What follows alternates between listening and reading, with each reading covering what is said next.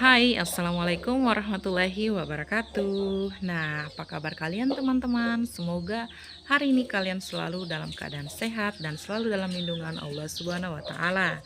Nah, ada satu topik yang menarik nih, yang paling sering banyak sekali ditanyakan oleh teman-teman yang ingin atau kiranya punya niat untuk mendaftar di program studi PGSD maupun PG PAUD.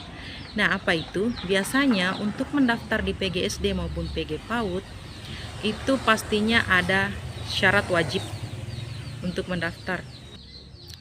Apa syarat wajibnya? Yaitu kalian yang ingin atau kamu yang ingin mendaftar di jurusan PGSD dan PG PAUD harus punya SK mengajar atau akte mengajar selama 1 tahun ya, minimal 1 tahun.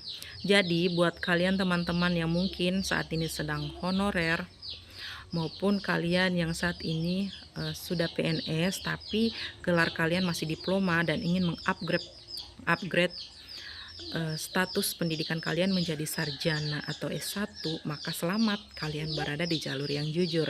Ini menarik nih. Jadi sebelum saya lanjut ke pembahasannya, teman-teman silahkan untuk subscribe YouTube channel ini dan berikan like serta tinggalkan komentar jika kalian punya pertanyaan mengenai seputar perkuliahan di universitas terbuka ataupun pertanyaan apapun yang terkait dengan universitas terbuka. Agar apa? Agar saya terus semangat mengupdate video-video terbaru dan tentunya informasi terbaru yang menarik seputar informasi di universitas terbuka, dan agar kalian yang sudah mensubscribe selalu mendapatkan video terbaru dari saya. Oke, kita lanjut. Nah, kalau di jalur jujur tadi itu adalah jalur yang benar-benar ada di jalurnya ya. Tapi ada satu jalur yang ini disclaimer ya, disclaimer. Ini jalur yang saya sebut sebagai jalur pintas Ninja Hattori. Nah, menarik ya. Apa sih jalur pintas Ninja Hattori ini? Nah, jadi begini ya teman-teman. Yang lalu sebelum saya mendaftar di UT, kebetulan waktu itu di awal suami menyarankan saya mengambil PGSD.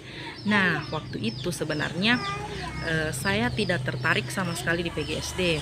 Bukan karena apa, tapi mungkin bukan passion dan bukan minat saya.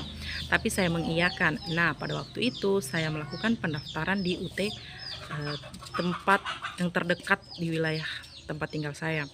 Nah, setelah saya mendaftar, ternyata administrasi di UT mengatakan bahwa saya harus punya SK mengajar atau akte mengajar minimal 1 tahun setelah lulus SMA. Nah, ini yang menarik. Saya pun mengatakan bahwa saya tidak punya pengalaman mengajar sama sekali di sekolah dasar. Nah, mungkin tidak semua orang, tapi ada beberapa oknum yang menawarkan pelayanan kepada kita bahwa silakan dalam tanda petik ya mengambil jalur pintas Ninja Hattori, yaitu kita melakukan koordinasi kepada tapi ini bukannya disclaimer ya, disclaimer please, disclaimer. Ini hanya beberapa oknum saja ya, beberapa oknum yang menawarkan ke kita. Jadi bukan berarti bahwa lembaga universitas terbuka itu melegalkan ya kegiatan tersebut, tidak sama sekali. Jadi di universitas terbuka melarang hal tersebut, tetapi mungkin ada sebagian oknum dalam tanda petik ya, dalam tanda petik. Jadi ada sebagian oknum yang menyarankan kita untuk melakukan koordinasi kepada pihak sekolah yang bisa diajak bekerja sama dalam hal ini untuk membuat SK atau akte mengajar dalam tanda petik yang KW ya, yang bukan asli. Ngerti kan? Sampai sini ngerti kan teman-teman? So buat kalian ya teman-teman, mungkin ini sebagian besar dilakukan oleh orang-orang di luar sana, tapi saya dapat mengatakan dan dapat memberikan saran kepada teman-teman, kalau kalian ingin ambil jalur pintas Ninja Hattori seperti ini, saya tidak menyarankan ya, karena itu merupakan satu perbuatan yang disebut dengan kecurangan ya, karena kita membohongi diri kita sendiri. Bukan kita membohongi orang lain, tapi kita membohongi diri kita sendiri, dan tentunya pertanggungjawabannya itu sangat besar di hadapan Tuhan nanti. Saya yakin semua agama yang ada di dunia ini pasti mengajarkan hal-hal yang baik, dan tentunya perbuatan curang bukanlah perbuatan yang dibenarkan di agama manapun ya.